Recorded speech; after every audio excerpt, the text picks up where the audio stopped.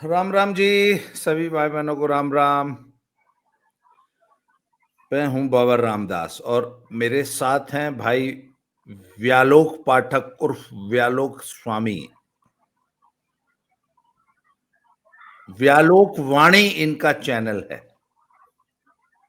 तो आप लोग इनको फॉलो कीजिए, सब्सक्राइब कीजिए, लाइक कीजिए, शेयर कीजिए और इसके अलावा जो जो कर सकते हैं वो सब कीजिए इनके साथ। तो बताइए सर, क्या है बिहार में? मैंने सुना है कल तेजस्वी की 5 दिवसीय एकल यात्रा, अब सोलो लाए जाएगा लड़का। अच्छा, ये काहे मतलब इसको अलग से यात्रा काहे निकालना पड़ा? और अब की बार राहुल गांधी को नहीं लेके गया, अलग निकाला और एको बार वोट चोरी और एसआईआर का नाम नहीं लिया पूरी यात्रा में, क्यों? एसआईआर का नाम नहीं लिया, लेकिन इस बार जब तेजस्वी मंच पर था तो प्रधानमंत्री की मां को गाली दी गई। तेजस्वी मंच पर है बाकायदा और नीचे से लोग गाली दे रहे हैं, ये सूचना मैं दे रहा हूं। दूसरी बात की 5 दिनों की यात्रा तो लड़का तो चल क्या गया, लड़का तो अब तो यात्रा खत्म हो गई, कल ही खत्म हो गई। इस बीच दो तीन घटनाओं को देखना चाहिए। एक तो कि प्रधानमंत्री की माताजी को इन लोगों ने जिस तरह से घसीट के और जिस तरह से स्वर्गीय एक माँ को ये लोग कर रहे हैं, ये मतलब अब शब्दों के परे जा चुकी है बात। अब इस पर सख्त कार्रवाई होनी चाहिए या फिर इस पर कोई चर्चा नहीं होनी चाहिए, क्योंकि जिस तरह से उस भद्र महिला को घसीटा जा रहा है, उस महनीय आत्मा को जिस तरह से घसीटा जा रहा है, ये बहुत दुखद और बहुत घटिया बात है। दूसरी बात, तेजस्वी अपने संस्कार दिखा रहे हैं। बीच में उन्होंने कलम फेंकी थी लोगों के बीच, उससे भी उनका संस्कार दिखा था। और तेजस्वी की कोशिश ये है, वह अकेले क्यों निकला, उसकी कोशिश ये है कि वह अपने ऊपर जो एक विरासत होती है ना, हमारी विरासत है, मेरे पिता बाबा क्या कर रहे होंगे वो मेरी विरासत है, आपकी विरासत होगी। हर एक व्यक्ति की एक विरासत होती है, एक संस्कार होता है। तो तेजस्वी की विरासत जंगल राज है। अब वो चाह रहा है कि इस जंगल राज की विरासत से किसी भी तरह छुटकारा पा जाए, उसको लोग कहें कि नहीं चलो ये अलग है अपने बाप से। लेकिन बिहार की जनता को अगर आप चंपक समझ रहे हैं तो ठीक है, आपका मूड है, आप समझ सकते हैं, लेकिन बिहार की जनता तो देख रही है कि जंगल राज में आपके पिता के जो सहयोगी थे, जैसे रीतलाल यादव थे, जैसे राजबल्लभ यादव थे, जैसे फलाने यादव थे, जैसे किरानी यादव थे किसी जमाने में, ये तमाम लोग जो हैं वो अभी भी आपके इर्द गिर्द मंडरा रहे हैं। शहाबुद्दीन तो फौत हो गए, अल्लाह को प्यारे हो गए, तो अब वो नहीं दिख रहे हैं। तस्लीमुद्दीन भी अल्लाह को प्यारे हो गए, फौत हो गए, तो अब नहीं दिख रहे हैं। लेकिन अब्दुल बारी सिद्दीकी हैं ही, अली अशरफ फातमी हैं ही। तो ये जो जंगल राज के दो खंभे थे, मुस्लिम और यादव, ये सब तो हैं ही आपके साथ। अब आपका सवाल आता है कि अकेला क्यों गया। लालू यादव बहुत तेज डटाई किए हैं तेजस्वी की, और बहुत ही ज्यादा वो नाराज थे, क्योंकि लालू ने अपने समय में कांग्रेस को दोयम क्या मतलब तिरहम नहीं, किस दर्जे की पार्टी बना के रखा था। आप लोग खुद सोच लीजिए कि भाई लालू कहते थे कि 20 सीट पर लड़ना है तो हाँ जी 20 सीट पर लड़ना है। लालू कहते थे कि चलो 50 सीट दे दिए तो 50 सीट दे दिए। अब पिछली जो यात्रा हुई एक वायवीय मुद्दे को लेके, उसमें राहुल गांधी सेंटर में आ गया और पूरे के पूरे मसले को, पूरी की पूरी यात्रा को राहुल गांधी और कांग्रेस ने अपने फेवर में इस्तेमाल किया, जिसका लालू को बहुत रंज है। तो उन्होंने बुलाया और डांटा, कहा कि ये क्या कर रहे हो। तो वो 15 दिनों की कलई उतारने के लिए आज फिर से ये 5 दिनों का बवेला कल तक चला है। अब आप सुनिए उसमें क्या क्या हुआ है। तेजस्वी के घर में अभी घमासान मचा हुआ है। कल ये नौबत आ गई थी कि तेजस्वी ने लालू को धमकी दी कि अगर घर में ये सब बवाल चलता रहा तो मैं जा रहा हूं दिल्ली और वहीं रह जाऊंगा। और ये बवाल क्यों हुआ? भाई आप औरंगजेब बनेंगे आधुनिक युग के तो आपको दारा शिकोह का सर कलम करना पड़ेगा, आपको शुजा मुराद के सर उतारने पड़ेंगे। तो तेजस्वी के लिए दारा शिकोह कौन है? तेज प्रताप हैं। शुजा मुराद कौन है? मीसा हैं और रोहिणी है। रागिनी तो खैर चलिए अभी नहीं है उतनी इंटरेस्टेड, लेकिन रोहिणी और मीसा, मीसा तो भाई राज्यसभा में है, मीसा तो लोकसभा लड़ चुकी हैं, मीसा तो मतलब पिछले 15-20 साल से हैं राजनीति में। तो मीसा को हटाया, तेज प्रताप को निकलवा ही दिया, और फिर रोहिणी ने जब आपत्ति की संजय यादव के बैठने पर, या बेसिकली हुआ ये है कि संजय यादव का तेजस्वी पर इतना प्रभाव है कि अगर आप तेजस्वी से मिलना अभी चाहेंगे तो वो आपको थ्रू संजय यादव ही करना पड़ेगा। संजय यादव ही ये तय करते हैं कि तेजस्वी किनसे मिलेंगे, तेजस्वी क्या बोलेंगे, तेजस्वी कब बोलेंगे, तेजस्वी कैसे रहेंगे। और संजय यादव ने, और इस बात का क्रेडिट उसको देना होगा कि कुछ हद तक तेजस्वी की एक अलग पॉलिटिक्स गढ़ने की जो कोशिश की थी संजय यादव ने, वो कहीं ना कहीं थोड़ी बहुत 1% 2%, क्योंकि जंगल राज की विरासत इतनी बड़ी है कि तेजस्वी उसको झटक नहीं सकते, और ये पूरा मसला चल रहा है। कल रोहिणी चली गई गुस्सा के सिंगापुर, आंख में डबडब आंसू उनका।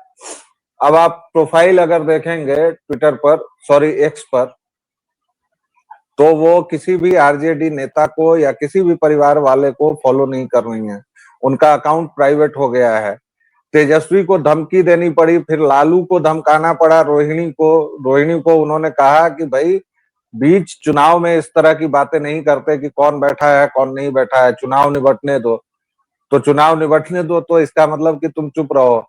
और पूरी जो ये कवायद चल रही है वो आरजेडी नामक प्राइवेट लिमिटेड जो है लालू का, और जो हजारों करोड़ की संपत्ति है उसके बंटवारे की ये पूरी लड़ाई है। और फिलहाल बिहार में इलेक्शन में आरजेडी के अंदर यही चल रहा है जी। 1990 के आसपास आप कितने साल के थे? 12 साल का, 11-12। क्योंकि आप अभी बच्चे थे इसलिए शायद आपको याद नहीं होगा। प्रेमचंद गुप्ता का नाम सुना है आपने? नहीं नहीं, बहुत अच्छे से याद है भाई। प्रेमचंद गुप्ता वैसे तो बहुत अंदर खाने कर रहे थे, लेकिन वो मुख्यतः लाइमलाइट में तब आए थे जब वो लालू जब रेल मिनिस्टर था, और जब अब मैं जरा दर्शकों को बता दूं, आपको तो याद आ जी गया। 90 वाले दशक की बात है। टीवी पे एक व्यक्ति दिखाई दिया लालू के साथ कुछ बोलते हुए, तो मैंने कहा यार ये तो हरियाणवी है, उसका टोन हरियाणवी था। मैंने कहा ये लालू के साथ क्या कर रहा है। मैंने पहली बार पीसी, तो पता ही नहीं था कौन है क्या है। उसके बाद वो व्यक्ति रेगुलर लालू के साथ दिखने लग गया। फिर मैंने उसके बारे में पता लगाया, बाद में उसको बाकायदा एमएलए या एमएलसी बना के मंत्री बनाया गया। सर, राज्यसभा भेजा गया, उसके केंद्रीय बाद मंत्री बनाया गया जी। वहां तो सुनिए, उसके बाद राज्यसभा और केंद्रीय मंत्री तक तब लालू की जी वजह से। मैंने पूछा ये आदमी कौन है भाई, इसके पास स्किल क्या है, why is he so close to Lalu. और राज्यसभा केंद्र में मंत्री, तो लालू की जितनी काली कमाई थी उस सब को वो सिंगापुर में, he was an expert of Singapore. तो ये रोहिणी आचार्य का या पूरे लालू परिवार का सिंगापुर कनेक्शन क्या है, मैं लोगों को ये बताने की कोशिश कर रहा हूं कि ये प्रेमचंद गुप्ता नामक एक वो व्यक्ति कुछ अकाउंटेंट टाइप का था, और विदेश में काली कमाई को कैसे खपाना है, कैसे इन्वेस्ट करना है, इसका माहिर था। जी तो बिल्कुल सही बात है। तो ये उस काली कमाई को, जिसको कि पीसी गुप्ता ने सिंगापुर में इन्वेस्ट किया था उस जमाने में, और सिर्फ सिंगापुर में नहीं था वो, it is the series of investments all over the world. उसमें ये तो ये पूरा लालू परिवार लड़ रहा है, उसका बहुत बड़ा हिस्सा ऐसा सुनने में आया है कि रोहिणी आचार्य दब्बा मार के बैठ गई हैं। एक एक तो ये एक आरोप है। दूसरा, लालू परिवार का हरियाणा के इस प्रकार के लोगों से बहुत पुराना कनेक्शन है। मैंने सुना है कि वह संजय यादव, वो जो उसकी ही पूरी टीम आज पूरा बिहार का इलेक्शन मैनेज कर रही है। आपने बताया अगर मिलना है तो उसके थ्रू मिलेंगे। कोई भी टिकट बेचने का इंतजाम वो कर रहा है, फंडिंग का सारा इंतजाम वो कर रहा है। मैंने सुना है कि कोई फार्म भरवा रहे हैं औरतों को मूर्ख बनाने वाला, उसमें भी नहीं तो उस 200 पर तो रुपया या मुकदमा भी दर्ज हो गया है, उस पर भी मुकदमा दर्ज हो गया है भाई, उसमें ये 200 रुपए संजय इन लोगों यादव, ने ठग लिए।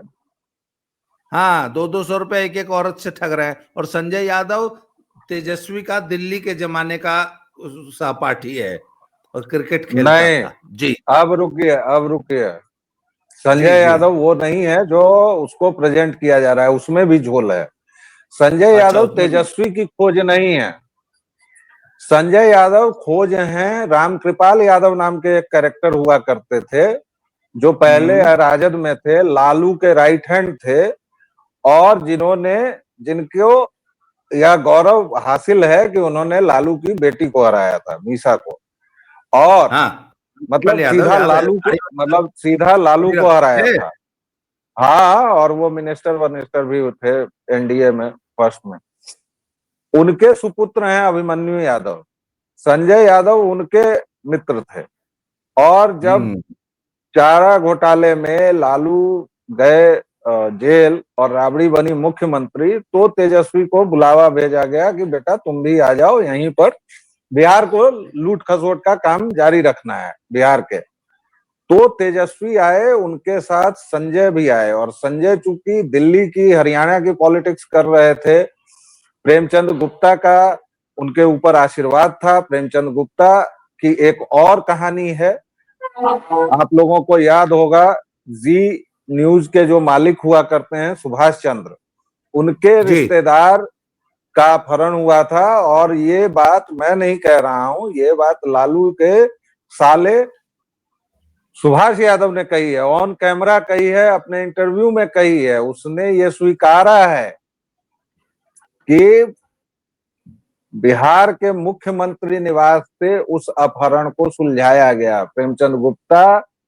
के द्वारा लालू की दखल दी गई, और उसके बाद वो जी न्यूज का उतना बड़ा आदमी वो छूटा, वो सुभाष चंद्र का रिश्तेदार।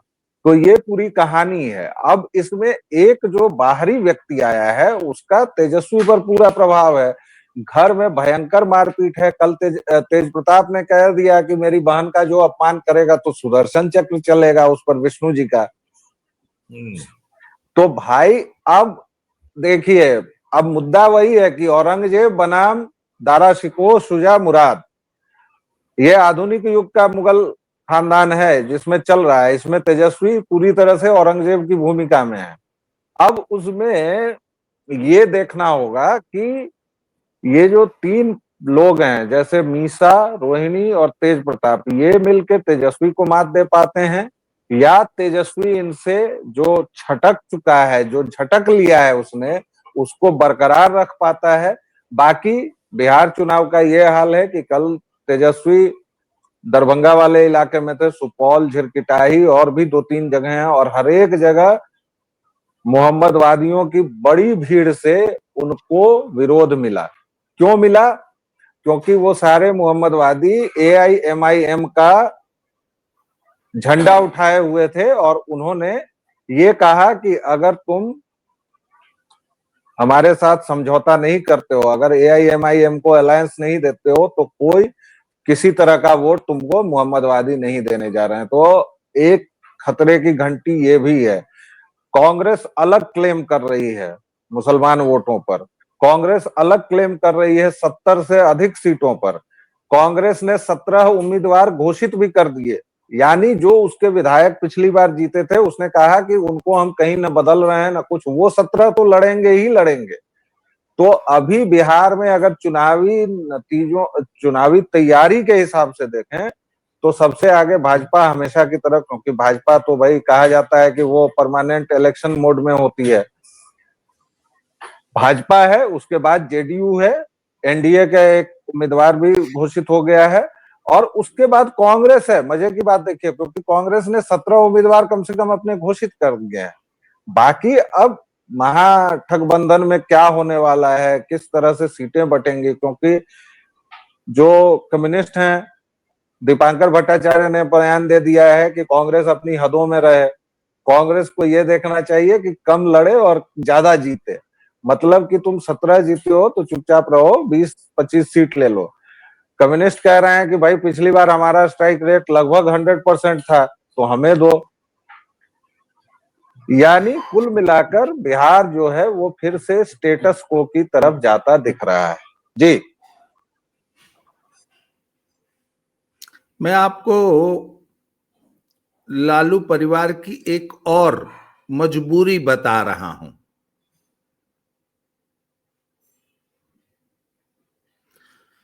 आपने आमतौर पे भ्रष्टाचार के जो केसेस होते हैं उनको कोर्ट में सिद्ध करना बड़ा मुश्किल काम होता है, मनी ट्रेल नहीं मिल पाती, और मतलब परंतु लालू यादव ने एक इतनी बड़ी गलती की, जबकि उनके पास पीसी गुप्ता जैसे सलाहकार थे, प्रेमचंद काबिल गुप्ता लोग जैसे थे, काबिल लोग थे। काबिल लोग थे, जो काम ही करते थे कि ब्लैक मनी कैसे लेना है और कैसे खपाना है। उनके जी, रहते लालू के परिवार ने लैंड फॉर जॉब्स का स्कैम चलाया।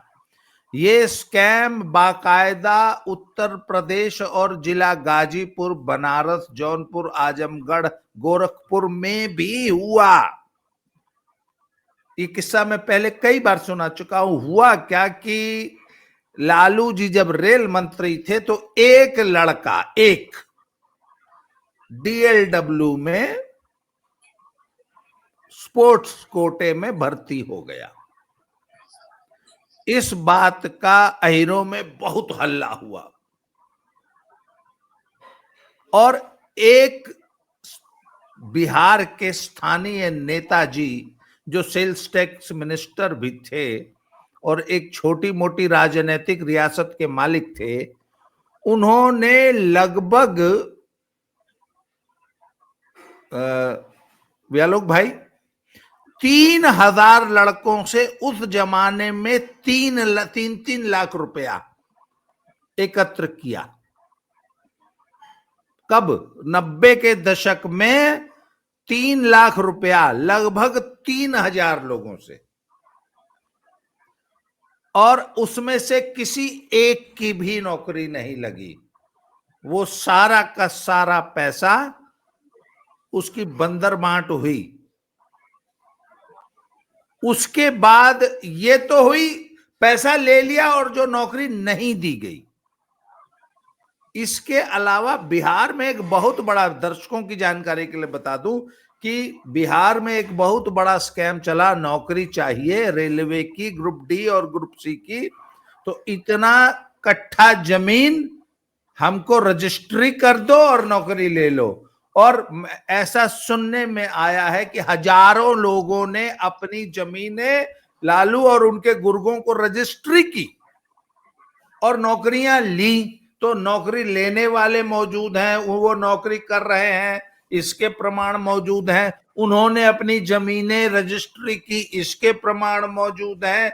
वो रजिस्ट्रियां किसके नाम पे हुई, किसने पैसा, वो सब कुछ चूंकि प्रूफ है, इसलिए लालू का पूरा परिवार, आपको पता है, वो जब गांव में कभी कभी लड़ाई होती है तो पुराने जमाने में जो लोग धोती पहनते थे, तो कुछ बहुत अनुभवी लोग लड़ाई में दुश्मन का अंडकोश पकड़ लेते थे बहुत कस के। तो जब जिसका अंडकोश पकड़ा जाता है फिर वो कुछ नहीं कर सकता, आपको पता है ना। इसलिए हम लोग पहलवान लोग निंगोटा पहन कर रखते हैं। तो लालू के परिवार का अंडकोश पकड़ा गया है आप एजेंसी के इसमें हाथ में। जितनी बातें आपने कही, अब उसको मैं जरा उससे एक जी अलग रेफरेंस आपको देना चाहता हूं। आप उस परिवार की बात कर रहे हैं जिसने बिहार में 15 वर्षों तक घनघोर जंगल राज चलाया। जंगल राज की भी उच्चतम कोई परिभाषा हो सकती है, वो चलाया। इस परिवार को किसी का डर था क्या? जहां मुख्यमंत्री आवास से अपहरण की डीलिंग होती थी, जहां मुख्यमंत्री आवास से गुंडों को निर्देशित किया जाता था, कार चोरी की हुई कारें बरामद होती थी, जहां एक लड़की 21 साल की, उसके बॉयफ्रेंड को दिन दहाड़े गराज में मार दिया जाता था, वो गराज मुख्यमंत्री के साले का होता था, वो गाड़ी उसकी होती थी,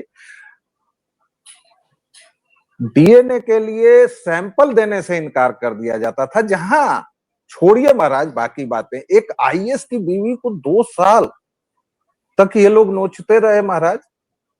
आपको लगता है कि वो लैंड फॉर जॉब वाले में उसको डरने की कोई बात थी? किनको दिया भाई, और किन से लिखवाया? अपने नौकर चाकरों के नाम ही तो संपत्ति की ना। लालू परिवार इससे डरेगा कि कल को मेरा नौकर ये हो जाएगा। और ये पूरे मामले की शुरुआत कैसे हुई जनाब? जब लालू का एक नौकर पलट गया तभी तो ये पूरा मामला सामने आया ना, कि उसने कहा कि सरकार हाई देखिए ऐसे ऐसे किया गया है कोर्ट जी। तब संज्ञान हुआ, तब मुकदमा चला, और आज उसी में तेजस्वी भी चार्जशीटेड है और फिलहाल जमानत पर चल रहे हैं। लेकिन आप देखिए, एक पेंच और फंस रहा है बिहार के इलेक्शन में। अक्टूबर के लास्ट में वो फैसला आने वाला है, और मान लीजिए कि तब तेजस्वी अगर कन्विक्ट हो गए तो क्या होगा? कितना मजा आएगा राज्य की राजनीति में। तो इसलिए बिहार में अभी अंतिम समय तक अच्छा, खेला हो एक सकता मिनट, है। बिहार एक को मिनट ऐसे सर, नहीं लिया जाए। ये लालू परिवार जब एफिडेविट देता है अपनी संपत्ति का, तो उसमें क्या शो करता है? कितने हजार करोड़ की संपत्ति शो करते हैं सब? उसमें तो 20-30 करोड़ सबका शो होता है। ये कहाँ सबको आप पास 1000 खाने के करोड़? लिए। सब सब बेनामी है। अरे भाई, इसका बड़ा बेटा बना तो ये बैठ के, तेज प्रताप जो आजकल कुछ लोगों का बहुत प्यारा हो रहा है क्योंकि तेजस्वी का विरोध है, तेज प्रताप जब मिनिस्टर बना तो उसने चिड़ियाघर की जमीन खोद के मिट्टी बेचना शुरू कर दिया भाई। ये लोग अद्भुत, मतलब ये खानदान गजब है भाई। 4 एम्बुलेंस बुला के अपने घर पर लगवा ली, सिविल सर्जन को अपनी ड्यूटी में लगवा लिया, और 2 बार तो खैर अचानक से बहुत तेज बीमार भी हुआ था, आजकल नहीं हो रहा है। तो उसमें भी कई तरह की कॉन्स्पिरेसी थ्योरी दौड़ी। तेजस्वी तो खैर पैदा होते ही अरबपति हो गए थे, और बालिग होते ही चार्जशीटेड होने का भी उनको गौरव प्राप्त है। पूरा का पूरा गिरोह जमानत पर चल रहा है, पूरा का पूरा गिरोह दर्जनों मुकदमे झेल रहा है। और सबसे बड़ी बात यह है कि बिहारी जनता को आप जितना भी चंपक समझें, बिहारी जनता सब कुछ हो सकती है। यत्र तत्र सर्वत्र हम लोग कूटे जाते हैं, पीटे जाते हैं। 4 करोड़ बिहारी, मैं नहीं कहता उसको हमारे मुख्यमंत्री नीतीश कुमार की तरह कि देश निर्माण में योगदान दे रहे हैं, ऐसा कुछ नहीं है। वो अपना पेट पाल रहे हैं, हम लोग अलग अलग जगह किसी तरह कुत्ता बिल्ली की तरह मार खाते हैं, कभी तमिलनाडु में, कभी कर्नाटक में, कभी कहीं, क्योंकि हमारे राज्य में हमारे जिंदा रहने के भी अवसर नहीं।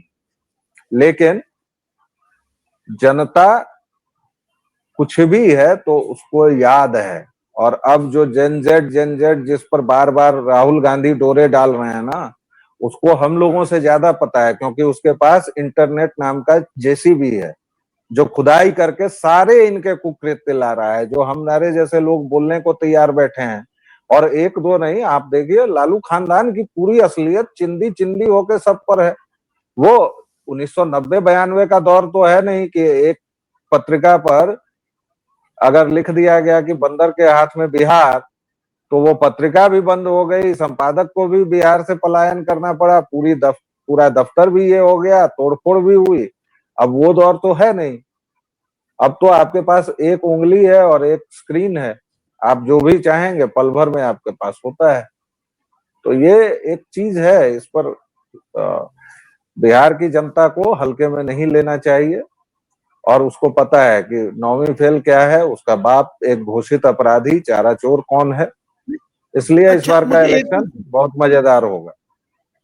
केजरीवाल का अनुभव, केजरीवाल से हमारे देश की जनता ने क्या सीखा, और एक दूसरा सफेद पोश केजरीवाल,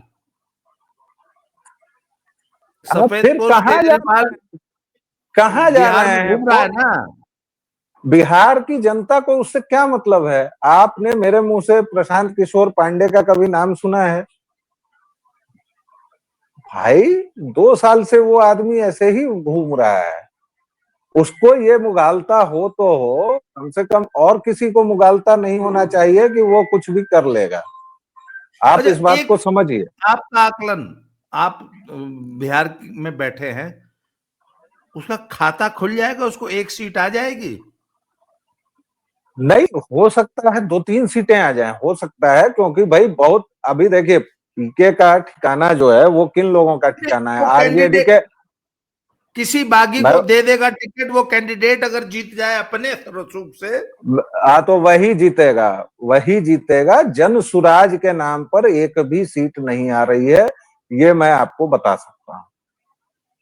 हाँ, मतलब जन सुराज एज सच की कोई सीट नहीं आ रही है। कोई जन सीट सुराज नहीं है। जिन लोगों हाँ को उसको टिकट देगा। उसको हाँ, जिन लोगों को टिकट देगा, अगर मान लीजिए जैसे जनसुराज में आधे से ज्यादा लोग तो आरजेडी के हैं, तो मान लीजिए आरजेडी का कोई बड़ा नेता मतलब विनिंग कैंडिडेट, अगर उसको टिकट नहीं दिया इन लोगों ने, वो डिस्ग्रंटल्ड कोई नेता है, जेडीयू का कोई है, बीजेपी का कोई है, उसको दे दिया इन्होंने टिकट और वो जीत गया तो जीत गया। हो सकता है ऐसी 2-3 सीटें आ जाएं, लेकिन Jan Suraaj as a political party, Prashant Kishor as its leader, ये एक भी सीट नहीं जीतने जा रही है। प्रशांत किशोर अगर खुद भी चुनाव लड़ेंगे तो मुझे उसमें भी डाउट हो रहा है कि प्रशांत किशोर जीतेंगे कि नहीं, अगर कोई कद्दावर उनके खिलाफ आ गया तो। देखिए मैनेजर होना एक अलग बात है और इनोवेटर होना एक अलग बात है, एक लीडर होना अलग बात है। आप पॉलिटिकल पार्टीज को, मैं भी पीआर से जुड़ा रहा हूं, अब कल को मैं सोचूं कि मैं चुनाव लड़ जाऊंगा तो ये तो अजीब बात है। इस तरह से अगर राजनेता बनते तब तो भाई पार्टी पैसों की अंबानी के पास कौन सी कमी है? वो भी हर एक राज्य में ऐसे अपने 2-2 प्रयोग कर लेता है। आपकी आवाज वो अचानक से म्यूट हो गई है जी। नहीं, वो मैंने म्यूट की थी।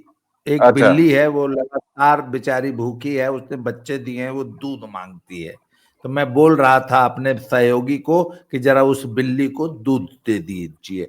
अच्छा, मुझे एक बात, आप कह रहे थे कि दरभंगा साइड कल जो है मुसलमानों ने जो है हरा झंडा दिखाया है तेजस्वी को कि एमएम को शामिल करो गठबंधन में। एक प्रेशर। एक एक जगह नहीं, 5 जगहों पर पूरे उस रूट में, सुपौल वगैरह के रूट में एमआईएम ने, और अब वो एमआईएम के लोग थे या सिंपली मोहम्मडन्स थे वहां के, मुझे नहीं पता, लेकिन उन लोगों ने तेजस्वी के सामने खूब नारेबाजी की, कहा कि गठजोड़ नहीं तो वोट नहीं। मतलब मुसलमानों को इस बार अपने पाले में रखने के लिए तेजस्वी को बहुत कुछ, क्योंकि वो गठजोड़ तो करने नहीं जा रहे हैं। भाई अपना वोट बैंक कौन दे देगा किसी को? कांग्रेस से ही गठजोड़ भारी पड़ रहा है, क्योंकि कांग्रेस फिर से उसको पता नहीं मुगालता हो गया है कि मैं, हम लोगों को पुनर्जीवन मिल सकता है, राहुल जी आ गए हैं, बवाल कर दिया है। हालांकि ऐसा कुछ है नहीं, जमीन पर ऐसा कुछ नहीं। आपको याद होगा कि लोकसभा में यही प्रेशर मुसलमानों ने अखिलेश पे बनाया था कि अगर अगर गठबंधन नहीं करोगे तो एन ब्लॉक कांग्रेस में चले जाएंगे, हमको बपौती मत समझो, किसी भी हालत में भाजपा को हराने वाला गठबंधन तैयार करो, अगर नहीं करोगे और चुनाव हार गए तो तुमको दोषी माना जाएगा। इस प्रेशर में 17 सीट देनी पड़ी थी अखिलेश को। चलिए, आपको लगता है कि एमएम ओवैसी साहब की पार्टी 5 सीट का पुराना अपना जो आंकड़ा था, उसके नहीं आसपास देखिए, मैनिपुलेट कर लीजिए। 5 सीट क्या, वो ज्यादा भी ला सकते हैं, 6-7 सीट 8 सीट ला सकते हैं। देखिए किशनगंज पर तो कोई संदेह ही नहीं है, जहां 60% मोहम्मदन आबादी है, तो वहां क्या शक करना है। और उससे लगे हुए 2-4 इलाके जो और हैं, खगड़िया है या फिर पूर्णिया तक आ जाइए, आप खींच के इधर आ जाइए पूर्णिया तक, उधर लखीसराय तो खैर नहीं है, लेकिन और भी जो 4-5, हाँ 5 सीटें तो ला ही सकते हैं, 5-6 सीट ला सकते हैं वो। लेकिन पप्पू समस्या यादव, वही है ना कि अगर वो लाए और फिर से उनके विधायक चले गए आरजेडी में, तो क्या करेंगे भाई? पिछली बार भी तो यही हुआ था, तो ये एक उनके पास खतरा है। अब देखिए क्या होता है। पप्पू यादव जी का क्या हाल है, क्या एटीट्यूड है, क्या करेंगे? देखिए बिहार में बिहार में क्या, पूर्वांचल की कहावत है डगरा का बैगन, तो पप्पू यादव डगरा के बैगन है, वो किधर क्या करेंगे वो उनको भी नहीं पता है। फिलहाल वो लगे हुए हैं, पता नहीं उनको युवराज राहुल विंची से क्या प्रेम है, क्या स्नेह है। और अभी तो बड़ी बात यह है कि उनको बुला लिया गया है इसमें, प्रदेश कांग्रेस कमेटी की अभी मीटिंग हुई थी 2 दिन पहले, उसमें पप्पू यादव को बुलाया गया था बाकायदा। तो ये भी एक कन्फ्रंटेशन का मौका है आरजेडी और कांग्रेस के लिए, और ये भी एक कांग्रेस की उंगली है आरजेडी को कि देखो मैं ये कर रहा हूं, क्योंकि तेजस्वी कैटेगरिकली बोल चुके हैं कि पप्पू यादव और कन्हैया कुमार, मैंने पहली बार उस आदमी का नाम ले लिया है, वरना मैं उसको दूसरे नाम से कहता था, लेकिन खैर चलिए, इन दोनों को मंच नहीं देना है, इन दोनों को लाइमलाइट नहीं देना है, इन दोनों को मेरे बराबर में नहीं लाना है। लेकिन फिर आपने देखा कि किस तरह से पप्पू यादव बगलगीर भी हुए, पप्पू यादव उस रथ पर भी चढ़े जिस पर तेजस्वी मौजूद था, और बहुत सारी बातें हुई। तो अभी की स्थिति जो है उसमें पप्पू यादव पूर्णिया के इलाके में हाँ प्रभाव रखते हैं, लेकिन उनको काउंटर करने के लिए और भी नेतागण हैं। एक संसदीय सीट पर अगर आपका प्रभाव है, तो आप कितने लोगों को, कितनी सीटों को प्रभावित कर लेंगे? 6-7 सीटों को प्रभावित करेंगे। लेकिन ऐसा नहीं है कि भाजपा उसका काउंटर नहीं मैं सोच रही बताऊं, होगी या जेडीयू वो नहीं लोग सोच रही होगी। न्यूसेंस वेल, बहुत से लोगों की सबसे बड़ी क्षमता ये होती है कि वो जीतेंगे नहीं पर आपको हरवा देंगे, जैसे लेकिन हमारे देखिए प्रियंका लेकिन चौटाला देखिए वाले। लेकिन देखिए, मैं इस बार एक और भविष्यवाणी, मैं अमूमन भविष्यवाणियां नहीं करता, लेकिन इस बार मैंने ये भी कहा है कि स्टेटस को बिहार में मेंटेन रहेगा, यानी यही सरकार रहेगी। ये मेरी भविष्यवाणी नंबर 1 है। और दूसरी भविष्यवाणी ये है कि आप जो न्यूसेंस वैल्यू वाली बात कर रहे हैं ना, इस बार बिहार में ऐसे दल और नेता साफ हो रहे हैं। कौन कौन साफ होंगे? जीतन राम मांझी साफ हो जाएंगे, उपेंद्र कुशवाहा साफ हो जाएंगे, बहुत हद तक चिराग निपटा दिए जाएंगे, और कुल मिलाकर मामला आरजेडी और बीजेपी का हो जाएगा। आप इस बार, ये मेरी दूसरी भविष्यवाणी है। ये क्या जितने बहुत भी बड़ी छोटे बात। मोटे, ये जितने छोट भैये हैं ना, इन सहनी लोगों का इस बार बिहार में सफाया होना है। सहनी जी का नाम नहीं लिया आपने, सहनी जी। साहनी जी को मैं भूल गया, साहनी जी का इस बार पूरी तरह, मतलब उनकी न्यूसेंस वैल्यू जनता घटा देगी। जैसा दो फाड़ 2019 के लोकसभा चुनाव में हुआ था, 2019 का लोकसभा चुनाव, वैसा इस बार बिहार में हो जाएगा। जितने भी ये ब्लैकमेलर्स जो है ना, उनको बिहार की जनता इस बार की सफाई में ब्लैकमेलर्स को हटाएगी, और हो सकता है अगली बार की सफाई में फिर 2 पार्टी सिस्टम कर दे या क्या करे, वो बहुत आगे की बात है। लेकिन इस बार ब्लैकमेलर्स की सफाई होगी बिहार से। पर सबसे बड़ा यक्ष प्रश्न, सस्ती लेबर का सप्लायर बिहार बना रहेगा अभी कुछ साल, या कुछ उसमें खतरा है? इसके लिए पूरी अलग वीडियो कीजिए, क्योंकि ये सवाल एक हाँ या ना का है नहीं, लेकिन सप्लायर बना रहेगा, बिल्कुल बना रहेगा, उसमें कोई दो मत नहीं है।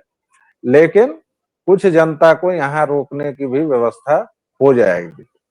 क्योंकि मैं जिस तरह से देख रहा हूँ, मुझे पटना में इंडस्ट्रियल हब बन गया है, मुझे ये देख के बड़ा आश्चर्य हुआ, बहुत खुशी हुई। बेगूसराय में मुझे देख के बड़ा अच्छा लगा। बेगूसराय में जिस रोड से हम आ रहे थे उसके रोड बेगूसराय में एक हो तरफ गया है, बेहटा में एक इंडस्ट्रियल एरिया बन गया है, दरभंगा में बन रहा है, मखाना बोर्ड बन गया है। उसके बाद आपको यहाँ भागलपुर में अभी जो अदानी 25,000 करोड़ की परियोजना ला रहे हैं, तो अदानी तो खैर अदानी को तो पूरा बिहार बेच दिया है मोदी जी का। वो तो हाँ। दरभंगा से 45 किलोमीटर दूर एक जगह है जाले, वहां भी आपको अदानी का बोर्ड मिल जाएगा, क्योंकि वो लोग एग्री प्रोसेसिंग के क्षेत्र में भी लग गए हैं। तो वो आप कृषि कानून लाते तो सारे किसानों का फायदा होता, मतलब अगर वो लागू हो जाते। लेकिन अब वहां ये पहुंच के लोकल लेवल पर अपना कर रहे हैं, कृषि कानून रहे या ना रहे, तो उस एरिया के किसान तो लाभान्वित होंगे ही होंगे। तो मुझे लगता है कि थोड़े लोग रुकेंगे, लेकिन अभी बहुत टाइम लगेगा। अभी जस्ट मतलब कम से कम 5 साल 10 साल अगर ठीक ठाक सब चलता रहा, तब थोड़ी बहुत रफ्तार रुकेगी, वरना 4 करोड़ लोग बाहर रहते हैं भाई, बिहार के 4 करोड़, और उसमें केवल मजदूर नहीं है। अब जो टेक्नोक्रेट है, जो ब्यूरोक्रेट है, जो व्हाइट कॉलर जॉब है, ब्लू कॉलर जॉब है, वो क्यों लौटेगा बिहार? वो तभी लौटेगा ना अगर उसको बेंगलुरु की तरह कोई साइबर सिटी यहाँ मिल जाए, नहीं तो नहीं लौटेगा। तो आधी जनसंख्या तो वैसे ही नहीं लौटेगी, वो तो सप्लायर नहीं तो रहेगा वो ही। तो देखिए, वो तो तब भी नहीं लौटेगा। आप पूरे बिहार को साइबर सिटी, आप सिलिकॉन वैली पूरे बिहार में ले आइए। मैं आपको हाँ, बताऊं, मैं वो बेंगलुरु से अमेरिका की ओर जाएगा ना, वो वापस बिहार थोड़े आएगा, आप कुछ भी कर लीजिए। लेकिन मैं ये कह रहा हूं कि जिस तरह से अभी पिछले 6 महीने से इस सरकार ने जो गति दिखाई है, और खासतौर से उद्योग मंत्री के तौर पर शहनवाज हुसैन ने जो शुरू किया था, उसको अभी वाले नीतीश मिश्रा ने कायम रखा है। और मतलब बिहार जैसे स्टेट में भाई उद्योग बुला देना चुनौती है, ये आप समझ लीजिए। मैं आपको मुझे एक बात बताऊं, जी, आपकी आवाज अचानक बहुत कम हो गई है। नहीं नहीं, वो कुछ ग्लिच आया होगा। मैं कह रहा था कि इन सभी बातों पर सोच विचार के ये कहना, मतलब इजीली कहा जा सकता है कि बिहार का इलेक्शन बहुत मजेदार रहने वाला है। मैं आपको एक बड़ा मजेदार किस्सा बताता हूं। हमारे जमाने में जब हम लोग मतलब किशोर हुआ करते थे, तब भी एक सिंड्रोम हुआ करता था। बेटे अपने पिता से बोलते थे कि पापा मेरे दोस्तों के सामने मुझसे भोजपुरी में बात मत किया करें। हम्म। पता नहीं ये सिंड्रोम आप लोगों ने झेला है कि नहीं झेला है। अपनी नहीं, हम भाषा, लोगों ने तो नहीं झेला, क्योंकि हमारे पिताजी कभी आए ही नहीं हॉस्टल वॉस्टल में। और वो चूंकि बचपन से मुझसे तो हिंदी में बात करते थे, आपने देखा ही है, तो हम लोगों को ये झेलना नहीं पड़ा। लेकिन हमने देखा जरूर है कि कुछ हमारे मित्र लोगों के पिताजी जब आते थे धोती वोती पहन के, तो वो बचने की कोशिश करते थे कि चुपके से निकल जाएं। अब बाप हैं तो आए हैं, गेस्ट हाउस में रुके हुए हैं, हम लोग मिलना चाहें तो वो थोड़ा सा बचते थे, लेकिन हम लोग जाके प्रणाम वनाम करते थे। तो कुछ लोग तो ऐसे थे, वरना इस हमें अधिकतर ऐसे थे जो अपने आइडेंटिटी पर कभी शर्मिंदा नहीं हुए। हमारे बाप अगर धोती पहनते हैं, हमारे बाप अगर थोड़े से किसान टाइप के दिखते हैं, हमारे बाप अगर थोड़े से ग्रामीण पृष्ठभूमि के दिखते हैं, तो उससे मतलब कोई ऐसा नहीं होना है। और हमारे पिताजी अगर कोट पैंट भी पहनते हैं, तो उससे कोई बहुत चौड़ा नहीं ले लेना है। मतलब मैं अपनी पीढ़ी की बात बता रहा हूँ जी। कहने का मतलब अपनी आइडेंटिटी के प्रति से शर्मिंदगी महसूस होती रही बहुत से एक पीढ़ी को। ये पीढ़ी बिहार, है है जो बाकायदा भाई, एक दौर तो ऐसा भी हमने देखा है कि सिवान का आदमी कहता था नहीं सिवान नहीं है, हमार घर गोरखपुर है। या फिर जब झारखंड बना तो बहुत लोग, बहुत मेरे बिहारी अचानक से खुद को झारखंडी कहने लगे थे। मतलब इस हद तक आत्महीनता थी। और ये वही दौर था, जंगल राज चल रहा था। अपने उरूज पर था। और तब मतलब बिहारी मतलब मैंने तो सुना हुआ है और उस पर झगड़ा भी किया है और झगड़ा में हुआ भी है। हम लोग जब गए थे दिल्ली तो बसों में ये बहुत सामान्य बात थी कि ए बिहारी है क्या, अरे बिहारी, कोई भी गलती हुई वो कोई भी कर रहा है लेकिन ए बिहारी मतलब बाकायदा गाली थी। और उसके बाद जब विद्यार्थियों की संख्या बढ़ी तो पहले डीयू में मारपीट हुई, फिर वहां पर बिहारियों ने संतुलन कायम किया जाटों और गुजरों के साथ। फिर जेएनयू में मारपीट हुई तो जेएनयू में तो इतने ज्यादा थे बिहारी की मारपीट की जरूरत ही नहीं पड़ी। और उसके बाद धीरे धीरे दिल्ली की सड़कों पर भी संतुलन आया। लेकिन वो दौर तो हमने झेला ही है जब लोग अपनी आइडेंटिटी छुपाते थे और बिहारी होने पर बहुत लानत मलामत सहते थे साहब। वो दौर कैसे हम लोग हाँ, भूल जैसे जैसे पाकिस्तानी जो है अपने होटल का नाम दिल्ली दरबार रख लेते हैं, तो बिहारी भी जो है बेचारा। खैर चलिए साहब, बड़ी लंबी चर्चा हो गई। जी। ये 3 वीडियो बराबर आज हो गया, क्योंकि आपका स्टैंडर्ड टाइम तो 17 मिनट है। तो चलिए, बहुत बहुत धन्यवाद, आपने जय मुझे हो। आज संडे जय को फोन सिया दिया। राम। मिलते हैं सर दोबारा। जय श्री राम, हर सर हर जय महादेव। सिया राम, जय सिया राम।